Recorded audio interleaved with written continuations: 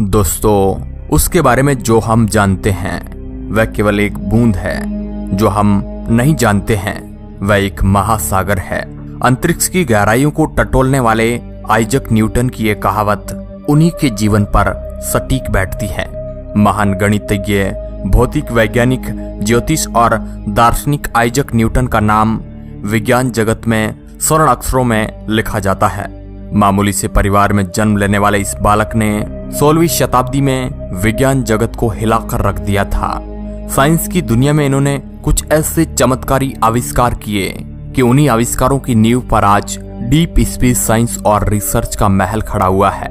बचपन में सर पर सेब गिरने से लेकर गुरुत्वाकर्षण के नियमों को तलाशने तक इस बच्चे की कहानी जीवन के हर पड़ाव पर एक शानदार मोड़ लेती गई और एक नया इतिहास रचती गई।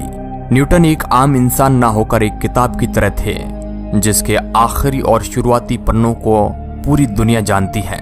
लेकिन इस किताब के कुछ रोमांचक पन्ने आज भी एक रहस्य है। चलिए आज की इस वीडियो में इन्हीं पन्नों को टटोलते हैं और न्यूटन के जीवन को जरा करीब से जानते हैं। हेलो दोस्तों, मैं हूं आपका दोस्त सुरेश संचोरी। आप देख रहे हैं रहस्य टेलीविजन यूट्यूब चैनल। दोस्तों, आप हमारे सेकंड चैनल को भी सब्सक्राइब कर सकते हैं। लिंक वीडियो के डिस्क्रिप्शन में दे रखी है, जिस पर बहुत अच्छी रिसर्च वाली वीडियो डाली जाती है। विज्ञान और वैज्ञानिकों की कहानियों में आज भी जिंदा सर आइजक न्यूटन के सफर की शुरुआत होती है 25 दिसंबर 1642 को, जब इंग्लैंड के पश्चिम लिंकोलिनशरे के एक वुल्सथॉर्प गांव में आइजक न्यूटन का जन्म हुआ। जन्म के तुरंत बाद ही डॉक्टर ने न्यूटन के ज्यादा समय तक जीवित नहीं रहने के आसारों पर मुहर लगा दी। दरअसल न्यूटन एक प्रीमेच्योर बेबी थे जो कि जन्म से ही बेहद कमजोर थे। उनकी मां का कहना था कि जन्म के समय वो आकार में इतने छोटे थे कि एक छोटे से मग में समा सकते थे। ऐसे में उनका जीवित रह पाना बेहद मुश्किल लग रहा था। लेकिन न्यूटन सभी बाधाओं को पार करते हुए एकदम स्वस्थ हो गए। 3 साल की उम्र में न्यूटन की मां ने दूसरी शादी कर ली, जिसके बाद न्यूटन अपनी नानी के साथ रहने लगे। उनकी देखरेख का सारा जिम्मा नानी पर आ गया था। दूसरी शादी करने के कारण न्यूटन का अपने मां के प्रति खास लगाव नहीं रहा, क्योंकि उनके पिता दुबले पतले न्यूटन के प्रति खराब व्यवहार रखते थे। अपनी मां न्यूटन द्वारा त्याग किए जाने के अनुभव ने न्यूटन को झंझोर कर रख दिया। बचपन में अकेले के एहसास ने न्यूटन के व्यक्तित्व को बनाया।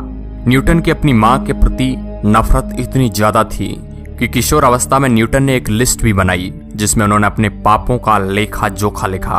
उस लिस्ट में एक पाप था कि मैंने माता और पिता स्मिथ के घर को जलाने की धमकी दी है। उनकी ये लाइन माता पिता के प्रति दिल में पल रही नफरत को दिखाती है। इन घटनाओं का न्यूटन के जीवन पर गहरा प्रभाव रहा। एक एडल्ट के रूप में न्यूटन ने अपने आप को पूरी तरह कामों में डुबो दिया। उनकी कोई हॉबीज नहीं थी और ना ही उन्होंने कभी शादी की। यहाँ तक कि सालों तक वे अपनी वैज्ञानिक और गणितीय खोजों के बारे में चुप रहे और दुनिया को इसका आभास तक नहीं होने दिया। उनके इस रहस्यमय व्यक्तित्व को बनाने में सबसे बड़ा हाथ उनके बचपन का रहा है। 12 साल की उम्र में न्यूटन का एडमिशन इंग्लैंड के ग्रंथम में किंग स्कूल में कराया गया। इंग्लैंड में न्यूटन एक फार्मासिस्ट के घर में रहते थे, जिनके पास एक लाइब्रेरी और लैब मौजूद थी। न्यूटन का इस लैब के प्रति एक बड़ा खींचाव रहा है, लेकिन स्कूल में वे बाकी बच्चों की तुलना में कुछ खास कमाल नहीं दिखा पाए।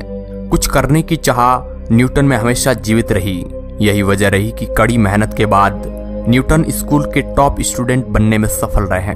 15 साल की उम्र में उनकी मां के विधवा होने पर उन्हें किसान बनने को कहा और पारिवारिक खेती में हाथ बटाने के लिए कहा गया। लेकिन न्यूटन ने खेती की जगह पढ़ाई का रास्ता चुना। आखिरकार न्यूटन की मां को उनके बेटे के पूर्व हेडमास्टर ने उन्हें स्कूल लौटाने की अनुमति देने के लिए राजी कर लिया। वहां अपना शोध कार्य पूरा करने के बाद न्यूटन ने आगे की पढ़ाई के लिए 1661 में ट्रिनिटी कॉलेज कैम्ब्रिज विश्वविद्यालय में एडमिशन ले लिया और वहीं से शुरू हुई न्यूटन के महान वैज्ञानिक बनने की कहानी। सवालों का गुबार तो पहले से ही इस महान वैज्ञानिक के जहन में उमड़ रहा था, लेकिन 1665 में न्यूटन के सवालों को एक नई उड़ान मिली। दरअसल 1665 में इंग्लैंड में भयंकर बीमारी फैलने के बाद यूनिवर्सिटी के दरवाजे बंद हो गए, जिसके बाद न्यूटन घर जाने के लिए मजबूर हो गए। ऐसे में न्यूटन एक दिन बगीचे पर बैठे हुए अचानक न्यूटन ने पेड़ से सेब गिरते हुए देखा। जिसके बाद वो जान गए कि वो क्या खोजने के लिए बने हैं। गिरते हुए इस सेब ने सब कुछ बदल दिया, या फिर यूं कहे कि इस सेब ने विज्ञान के एक नए एरा की शुरुआत की, जिसकी नींव न्यूटन के ग्रेविटेशनल लॉ ने रखी। सेब के पेड़ से नीचे गिरने की घटना न्यूटन के लिए इतनी बड़ी थी कि उन्होंने इस सवाल के जवाब खोजने के लिए कई वर्षों तक अध्ययन किया और पता लगाया कि जब तक ग्रेविटेशनल फोर्स रहेगा तब तक वह चीज नीचे आएगी। जब गुरुत्वाकर्षण बल खत्म हो जाएगा तो वह चीज वहीं तैरने लगेगी। अपनी खोज के बूते पर न्यूटन ने दुनिया को गति के 3 नियम दिए, जिन्हें आज हम 3 लॉ ऑफ मोशन के नाम से जानते हैं। साल 1669 में न्यूटन ने कैम्ब्रिज में एक मैथ्स प्रोफेसर के तौर पर बच्चों को पढ़ाया। आपको बता दें कि यह दुनिया की सबसे पुरानी यूनिवर्सिटी में से एक थी। हालांकि न्यूटन ने 30 साल तक कैम्ब्रिज में काम किया, लेकिन बच्चों को पढ़ाने में न्यूटन को खास मजा नहीं आता था। यहाँ तक कि बच्चे भी न्यूटन के लेक्चर में कुछ खास रुचि नहीं दिखाते थे। न्यूटन का सारा ध्यान खुद की रिसर्च पर केंद्रित था। लॉ ऑफ ग्रेविटी न्यूटन का एक ऐसा आविष्कार रहा जिसके बारे में पूरी दुनिया जानती है, लेकिन इस महान वैज्ञानिक ने विज्ञान जगत को कई आविष्कार दिए। इसके लिए कई अजीबोगरीब थ्योरी और प्रैक्टिकल को अंजाम दिया। अपनी ऑप्टिक थ्योरीज के बल पर न्यूटन ने एक टेलीस्कोप डिजाइन किया। इस टेलीस्कोप में न्यूटन ने लेंस की जगह शीशों का इस्तेमाल किया और ताकतवर उपकरण को बनाया जो उस समय इस्तेमाल होने वाले टेलीस्कोप के आकार से 10 गुना छोटा था। जब लोगों को न्यूटन के टेलीस्कोप के आविष्कार का पता चला तो वो वैज्ञानिक और इंग्लैंड की रॉयल सोसाइटी के बीच मशहूर हो गए। इस लोकप्रियता ने न्यूटन को अपने लाइट और कलर एक्सपेरिमेंट को रॉयल सोसाइटी के सामने रखने की हिम्मत दी। इंग्लैंड में रॉयल सोसाइटी बुद्धिजीवी लोगों का वो समूह था जो एक दूसरे के काम को साझा करने और विज्ञान को एक नई ऊंचाइयों पर ले जाने का काम करते थे।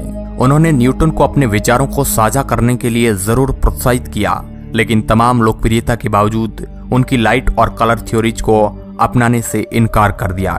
दरअसल न्यूटन से पहले अरस्तु जैसे वैज्ञानिक इस बात को रखते आए थे कि रोशनी का कोई रंग नहीं होता है और सभी रंग लाइटनेस यानी कि सफेद और काले रंग से आते हैं। कुछ वैज्ञानिकों का तो ये भी मानना था कि इंद्रधनुष के रंग इंद्रधनुष के पानी से बनते हैं जो आकाश की किरणों को रंगीन करते हैं, लेकिन न्यूटन ने इस बात को एक सिरे से खारिज कर दिया और लाइट और कलर की एक नई थ्योरी को विज्ञान जगत के सामने रखा। इसके लिए उन्हें कई आलोचनाओं से गुजरना पड़ा, यहाँ तक कि रॉबर्ट हुक ने न्यूटन की लाइट और कलर थ्योरी को खुली चुनौती भी दी। इस महान वैज्ञानिक को अपने काम की ऐसी आलोचना जरा सी भी रास नहीं आई। उन्हें खुद पर भरोसा रहा कि वे सही थे।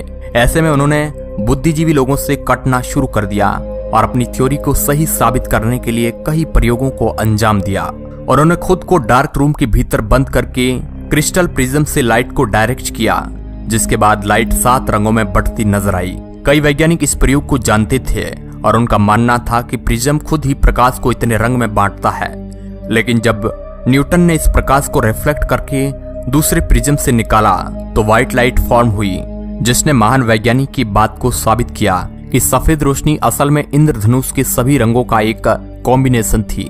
न्यूटन का एक अलग ही किस्म का व्यक्तित्व रहा है। इस महान वैज्ञानिक को आलोचना जरा सा भी गंवारा नहीं थी और यही वजह रही कि विज्ञान को जन्म देने वाले इस वैज्ञानिक ने खुद को सभी फिलोसोफर से अलग कर लिया और खुद को कट्टरपंथी धार्मिक और रसायन विज्ञान कार्य के लिए समर्पित कर दिया। घर लौटने के बाद न्यूटन ने नेचर ऑफ लाइफ और केमिस्ट्री के समझने के लिए खुद को पूरी तरह से इसके अध्ययन में लगा दिया। इस अध्ययन ने न्यूटन के कई विचारों को आकार दिया और जिनमें से एक ग्रेविटी का नियम था। इस महान वैज्ञानिक ने अपने जीवन में कई उतार चढ़ाव देखे। मां के छोटी उम्र में छोड़े जाने से लेकर दोस्तों से मिले धोखे तक न्यूटन का व्यक्तिगत जीवन काफी अंधकार से भरा रहा है। साल 1687 में 18 महीने के गहन अध्ययन और प्रभावी रूप से नॉन स्टॉप काम करने के बाद न्यूटन ने फिलोसॉफी नेचरलिस प्रिंसिपिया मैथमेटिका नाम की अपनी किताब को पब्लिश किया। इस किताब को आमतौर पर प्रिंसिपिया के नाम से जाना गया। यही वो किताब थी जिसने न्यूटन के 3 लॉ ऑफ मोशन को दुनिया जगत के सामने उजागर किया। ये 3 नियम विज्ञान के हर सवाल का जवाब था। 3 लॉ ऑफ मोशन ने न केवल एलिप्टिकल प्लेनेटरी ऑर्बिट को समझने में मदद की, बल्कि ब्रह्मांड में चल रहे लगभग हर मोशन को समझने में लोगों की मदद की। इन नियमों ने बताया कि कैसे सूरज की ग्रेविटी से सभी ग्रह प्लानेटरी ऑर्बिट में रहते हैं, कैसे चंद्रमा पृथ्वी के चारों ओर घूमता है और कैसे बृहस्पति के चंद्रमा उसके चारों ओर घूमते हैं। लॉ ऑफ मोशन न्यूटन की सबसे बड़ी खोज थी और उनके दिमाग में उपज रहे सभी सवालों का जवाब था। इस नियम ने न्यूटन को सभी प्लेनेट के मास को कैलकुलेट करने में मदद की। साथ ही साथ ये भी बताया कि कैसे पृथ्वी पोल्स पर फ्लैट है और भूमध्य रेखा पर उभरी हुई।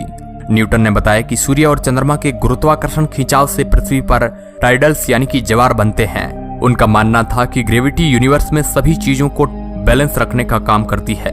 भौतिक तौर पर खुद को हमेशा अध्ययन से जोड़कर रखने की वजह से एक समय ऐसा आया जब न्यूटन जैसे महान वैज्ञानिक को मेंटल ब्रेकडाउन का शिकार होना पड़ा।